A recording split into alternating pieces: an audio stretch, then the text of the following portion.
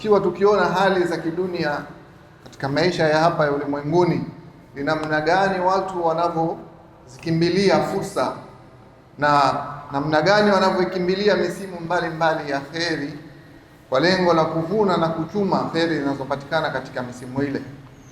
Ukiingia msimu wa mavuno, watu unawaona wanakimbilia katika kuvuna.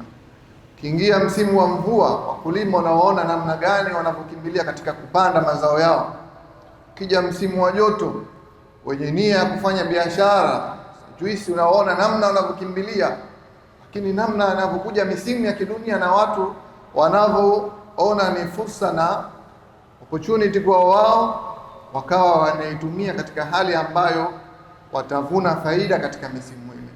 Sasa hivi ndivyo anavyotakiwa awe mu'min, na namna ya kuipokea misimu ya kheri ambayo katuwekea Allah subhanahu wa ta'ala. Assalamu alaykum wa rahmatullahi wa barakatuh. A'udhu billahi minash shaitanir rajim. Bismillahir rahmanir rahim. Alhamdulillahi rabbil alamin wal 'aqibatu lil muttaqin wala 'udwana illa 'alal zalimin. وأشهد أن لا إله إلا الله ولي الصالحين وأشهد أن سيدنا ونبينا محمدا عبده ورسوله وصفيه من خلقه وخليله. أما بعد، فأوصيكم ونفسي بتقوى الله عز وجل. يقول الله تبارك وتعالى: إن للمتقين مفازا. Watukufu wa Kiislamu, nakuhusieni kama ninavyohusia nafsi yangu kumcha Allah subhanahu wa ta'ala, tekeleza amri zake na kujiepusha na makatazo yake. Kwa hakika wamefaulu na kufanikiwa wenye kumcha Allah subhanahu wa ta'ala. Fuatao mukhtasar wa khutba yetu unaozungumzia layali ashru wa ayyamun ma'lumat, masiku 10 na masiku maalum. Watukufu wa Kiislamu, hakika miongoni mwa fadhila za Allah subhanahu wa ta'ala kwa watu ni kule kuwajalia misimu ambayo nyoyo zao zinafurahi, misimu ambayo nafsi zao zinataharak kuelekea katika mambo ya kheri. Fatajidu musara'atan fil khairat, wanapata ile hamasa ya kukimbilia katika mambo ya kheri, wanapata ile musabaka, kushindana katika matendo yaliyokuwa mazuri. Anazinduka mwenye kughafilika na anapata hima yule aliyekuwa ni mzito wa kufanya matendo ya kheri.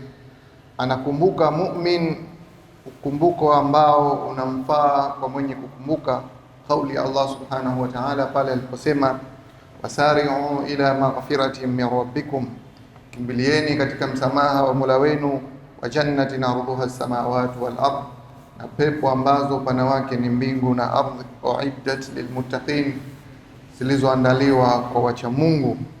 Alladhina yunfiquna fi sarra, wacha Mungu ambao wanatoa katika hali ya wazi na katika hali ya kujificha. Walkadhimina alghayz, na wenye kuficha hasira zao. Walafina anin nas, na wenye kuwasamehe watu. Wallahu yuhibbul muhsinin, na Allah anawapenda wenye kufanya wema.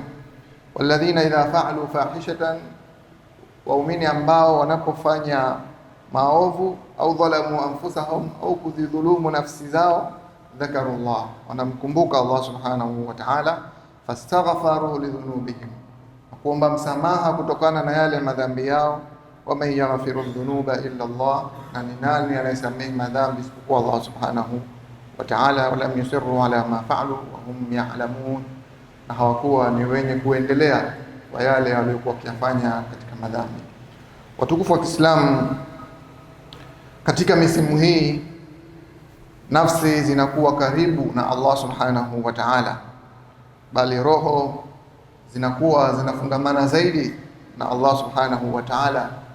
Vipi isiwe hivyo wakati nyoyo zinazidi uongofu na imani zinapokuwa karibu na Allah subhanahu wa ta'ala, kama kwamba mwanadamu anayaona kwa jicho la karibu zaidi yale aliyoahidiwa na kuhabarishwa na Allah subhanahu wa ta'ala juu ya wale wenye kuongoka katika kauli yake ya Allah pale aliposema: walladhina ihtadaw zadahum huda wa atahum taqwahum, na wale wenye kuongoka waliopata uongofu atawazidishia Allah subhanahu wa ta'ala uongofu na atawapa ucha Mungu. Utukufu wa Kiislamu, mu'min katika misimu hii anahisi yale aliyosifiwa na Allah subhanahu wa ta'ala waumini pale aliposema Allah subhanahu wa ta'ala, wa idha tuliyat alaihim ayatuhu zadatuhum imana, na wanaposomewa aya za Allah subhanahu wa ta'ala basi aya zile huwazidishia imani.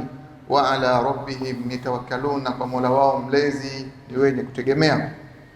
Anaondoka mu'min kupitia hisia hizi, muondoko wa kushindana katika mambo ya kheri, muondoko wa kukimbilia aina mbalimbali za kheri, kiasi ambacho haachi mlango wa kheri isipokuwa huuendea, wala hapotezi juu ya nafsi yake fursa ya kufanya wema, ila huchukua malipo kwa kuuendea na kutekeleza wema ule, katika kutoharisha nafsi, kutubia kwa Allah subhanahu wa ta'ala tauba ya kweli, kufunga, kuwasaidia wenye kuhitaji, kuwafanyia wepesi waliokuwa na matatizo na mambo mazito, kusema kauli iliyokuwa mzuri kwa watu.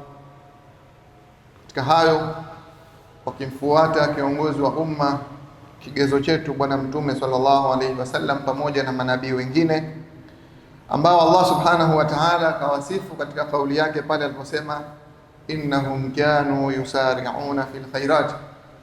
Hao manabii na mitume walikuwa ni wenye kukimbilia katika mambo ya kheri, wayad'una na raghaban wa rahba, na walikuwa wanatuomba sisi katika hali ya hofu na katika hali ya matumaini. Wa kanu lana khashi'in, na walikuwa kwetu sisi ni wenye kunyenyekea. Watukufu wa Kiislamu, hiyo ndio hali ya mu'min inapokuwa katika misimu ya kheri.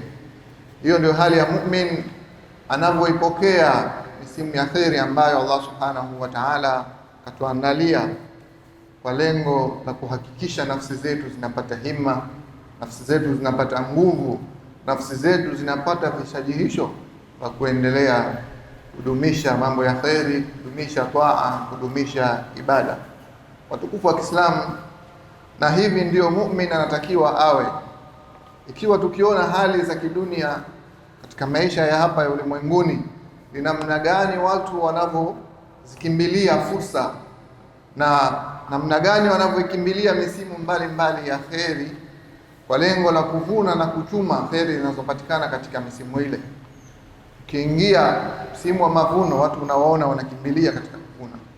Ukiingia msimu wa mvua, wakulima unawaona namna gani wanavyokimbilia katika kupanda mazao yao. Ukija msimu wa joto, wenye nia ya kufanya biashara, juisi, unawaona namna wanavyokimbilia. Lakini namna anavyokuja misimu ya kidunia na watu wanavyoona ni fursa na opportunity kwa wao, wakawa wanaitumia katika hali ambayo watavuna faida katika misimu ile. Sasa hivi ndivyo anavyotakiwa awe mu'min, na namna ya kuipokea misimu ya kheri ambayo katuwekea Allah subhanahu wa ta'ala. Awe macho, awe anatarakab maji, anaangalia kwa ukaribu zaidi ujio wa misimu ile na kujiandaa kwa lengo la kuchuma thawabu, malipo, ujira ambayo kayaandaa Allah subhanahu wa ta'ala kwa wale ambao wataitumikia misimu hii kwa namna iliyokuwa nzuri. Watukufu wa Kiislamu, misimu ipo mingi sana ambayo katuandalia Allah subhanahu wa ta'ala, lakini tupo katika kuzungumzia msimu ambao ni msimu mtukufu, ni msimu ambao una daraja kubwa mbele ya Allah subhanahu wa ta'ala, msimu ambao tutaupokea hivi karibuni, tukiwa tayari tumeshaanza kuingia na kuvuta ile harufu ya msimu huu. Nao ni msimu wa ashri Dhulhijja, ni msimu wa masiku 10 ya mwezi mtukufu wa Dhulhijja. Watukufu wa Kiislamu, masiku haya ni masiku matukufu sana, ni masiku ambayo Allah subhanahu wa ta'ala aqsama biha, ameapia pale aliposema walayalin ashr, na hapa na masiku 10 ya mwezi wa Dhulhijja. Watukufu wa Kiislamu, sote tunajua kwamba Allah anapokiapia kitu kinatuonesha dalili ya kwamba utukufu wa kile kitu, dalili ya kwamba kuna mambo yanapatikana, kuna mazaya tunatakiwa tuyaangalie yaliyopo katika masiku yale ambayo Allah subhanahu wa ta'ala kaliyapia. Watukufu wa Kiislamu, masiku haya ni masiku maalum ambayo Allah subhanahu wa ta'ala kayafanya kuwa ni masiku ya dhikri, ya kumtaja yeye Allah subhanahu wa ta'ala na kumkumbuka katika kila wakati. Akasema Allah subhanahu wa ta'ala, wa yadhkuru ismallahi fi ayamin ma'lumat, na wakalitaja jina la Allah subhanahu wa ta'ala katika masiku haya maalum. Watukufu wa Kiislamu, kwa hakika ni utajo wa Allah subhanahu wa ta'ala katika masiku haya 10 ndiyo matunda ambayo anatakiwa ayavune mwanadamu katika msimu huu, kuhakikisha anakithirisha kumtaja Allah subhanahu wa ta'ala na kumkumbuka yeye. Kitu hichi kitaacha athari gani katika nafsi ya mu'min? Kitaacha athari ya mwanadamu ya mu'min kusimama na nafsi yake kisimamo cha mwenye kujitambua, huku akivuta kauli ya Allah subhanahu wa ta'ala pale anaposema, wa in ta'uddu ni'matallahi la tuhsuha, mkitaka kuzihesabu neema za Allah subhanahu wa ta'ala hamtoweza kuzidhibiti. Inna Allaha la ghafurur rahim, hakika Allah ni mwingi wa kusamehe na mwingi wa upole. Naam, watukufu wa Kiislamu, kweli Allah subhanahu wa ta'ala ni mwingi wa kusamehe na mwingi wa upole, ala taksiri, na jua yale mapungufu yetu mengi tu tuliokuwa nayo. Ni ngapi kati yetu sisi wamepewa neema na Allah subhanahu wa ta'ala, lakini akasahau kumtaja Allah subhanahu wa ta'ala na kumkumbuka Allah subhanahu wa ta'ala juu ya zile neema ambazo kaneemeshwa na Allah subhanahu wa ta'ala. Wangapi wameruzukiwa neema ya afya, lakini hawakumbuki wala hawamkumbuki yule ambaye kawaneemesha neema ile, wanajisahau. Wangapi wamepewa neema nyingi tu za arzaq, za riziki, wamefunguliwa milango yao ya riziki, wamefanywa wepesi katika milango yao ya riziki, lakini hawahisi juu ya neema hii na kumkumbuka yule almun'im aliyewaneemesha neema hii, Allah subhanahu wa ta'ala. Wangapi wamepewa neema ya auladi, ya watoto, neema ya wake wema, lakini hawahisi neema ile wakapata kumkumbuka juu ya yule almun'im aliyewaneemesha neema ile, Allah subhanahu wa ta'ala, bali wanazitumia neema hizi katika kufuru, wanazitumia neema hizi kinyume na alivyoamrisha Allah subhanahu wa ta'ala. Kwa hiyo watukufu wa Kiislamu, masiku haya 10 ni masiku ya sisi kumkumbuka Allah subhanahu wa ta'ala juu ya zile neema ambazo katuneemesha. Tukae na nafsi yetu, tutizame kila mmoja wetu namna alivyoneemeshwa na Allah subhanahu wa ta'ala, kisha mkumbuke Allah subhanahu wa ta'ala katika neema zile ambazo amepewa. Watukufu wa Kiislamu, walakinna akthara an-nasi la yashkurun, lakini wengi wa watu si wenye kushukuru. Watukufu wa Kiislamu, hakika jambo la wajibu kwa mwanadamu ni kukaa na nafsi yake na akaikumbusha neema za Allah subhanahu wa ta'ala juu yake, ili alitaje jina la Allah subhanahu wa ta'ala katika zile neema ambazo kapewa na Allah subhanahu wa ta'ala. Na kwa hakika tupo katika msimu huu wa masiku 10 ya Dhulhijja, masiku ambayo mwanadamu anajikurubisha kwa Allah subhanahu wa ta'ala kwa ibada tukufu, ibada ya kuchinja. Anatakiwa aikumbuke neema ya Allah subhanahu wa ta'ala juu yake kwa kuhakikisha anatumia kichinjo kile katika hali iliyokuwa mzuri ya kuinufaisha nafsi yake, lakini na kuangalia na kuwapatia wale muhtajun, wenye kuhitaji, mafukara, masakin. Hii ni neema kubwa ambayo anatakiwa mwanadamu aikumbuke katika neema, katika masiku haya. Wa yadhkuru ismallahi fi ayamin ma'lumat, na walitaja jina la Allah subhanahu wa ta'ala katika masiku haya maalum, ala ma razaqahum min bahimatil an'am, katika yale walioruzukiwa miongoni mwa wanyama. Wafanye nini? Fakulu minha wa at'imul ba'is al-faqir, wale sehemu ya nyama hao, lakini walishe kilichobaki wale wenye kuhitaji na mafakiri. Watukufu wa Kiislamu, hivi ndio anapotakiwa mwanadamu katika masiku haya 10 matukufu. Watukufu wa Kiislamu, akatuhabarisha Allah subhanahu wa ta'ala aqibatu shukru, kwamba baada ya shukurani kinachofuata ni ziada, kuzidishiwa. Wa'ada Allahi haqqan, ahadi ya Mwenyezi Mungu ni ya kweli. Wa man asdaqu min Allahi qila, na ni nani msema kweli zaidi ya Allah subhanahu wa ta'ala?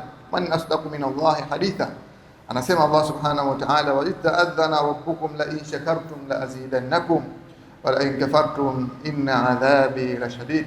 Nakumbukeni pale alipotangaza Mola wenu mlezi ya kwamba mkinishukuru nitakuzidishieni na mkinikufuru hakika ya adhabu yangu mkali.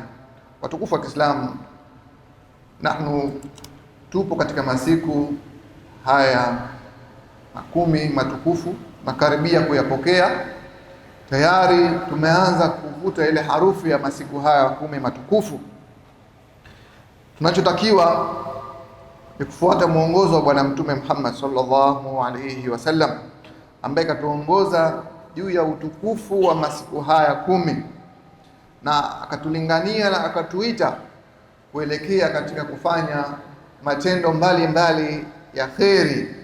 Na Mtume sallallahu alayhi wasallam katika hadithi kataja al-amalu salih, matendo yaliokuwa mema, ili mlango uwe wazi kabisa kwa kila mmoja afanye vile anavyoweza katika matendo yaliokuwa ya kheri, aende mlango anaouweza katika mambo ya kheri, anayeweza kufunga, anayeweza kukithirisha kutoa sadaka, anayeweza kukithirisha katika kufanya na kuzungumza matendo na maneno yaliokuwa ya kheri yenye kuwanufaisha watu. Kila mmoja aangalie ni mlango gani ambao anauweza zaidi na ni rahisi zaidi kwake yeye kukimbilia katika masiku haya 10 ya mwezi mtukufu wa Dhulhijja. Basi hongera kwa wale ambao watayakimbilia matendo ya kheri na wakayafanya. Hongera kwao, hongera kwa yule ambaye atasimama kisimamo cha kuhakikisha anaiongoza nafsi yake katika kutekeleza matendo haya, matendo ya kheri. Msema Mtume sallallahu alaihi wasallam, ma min ayamin, hakuna katika masiku al-amalu salihu fihinna, matendo ya kheri katika masiku hayo, ahabbu ila Allah, yanapendeza zaidi kwa Mwenyezi Mungu, min hadhihi al-ayyam al-ashr, kuliko masiku haya 10. Masiku haya 10 matendo ya kheri yanapendeza zaidi kwa Allah subhanahu wa ta'ala kuliko masiku mengine yoyote ambayo unayajua wewe. Watukufu wa Kiislamu, hapa ndio tunaona utukufu na ubora wa masiku haya, kwamba matendo ya kheri katika masiku haya, matendo yote ya kheri unayojua wewe kuyafanya ndani ya masiku haya ndiyo bora zaidi kuliko masiku mengine yoyote. Watukufu wa Kiislamu, ni bishara iliyoje, ni bishara iliyokuwa kubwa, iliyotukuka kiasi ambacho yudhaaf ujurahu, yanaongezwa malipo yake kwa yule ambaye atakimbilia katika kufanya matendo ya kheri kwenye masiku haya. Watukufu wa Kiislamu, hakika masiku haya 10 ni masiku maalum. Ndani yake ipo siku ya Arafa. Siku ya Arafa, siku ambayo matendo na malipo, matendo ya waja yananyanyuliwa mbele ya Allah subhanahu wa ta'ala, siku ambayo watu wanasamehewa madhambi zao, siku ambayo watu wanajibiwa maombi yao, siku ambayo Mtume sallallahu alaihi wasallam kasema kwamba khairu dua, bora ya dua yaumi Arafa, ni dua ile itakayoombwa siku ya Arafa. Wa khairu ma qultu ana, bora ya maneno ambayo nimesema mimi, wa nabiyuna min qabli, na manabii waliopita kabla yangu, la ilaha illa Allah wahdahu la sharika lah, lahul mulku wa lahul hamdu wa huwa ala kulli shay'in qadir. Haya ndiyo maneno bora zaidi ambayo Mtume kasema yeye na manabii waliotangulia waliosema katika siku mfano hii, siku ya Arafa.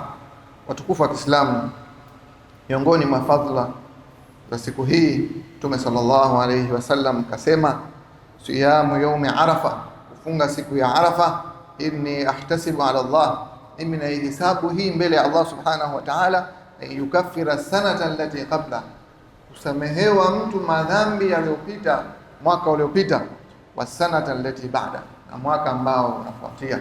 Kufunga katika siku hii ya Arafa, watukufu wa Kiislamu, ya laha min ujur, ni ujira ulioje na malipo makubwa yaliyoje kufunga ndani ya siku moja ukasamehewa madhambi yaliyopita mwaka wa nyuma na mwaka unaofuata, kwa hakika ni malipo makubwa mno.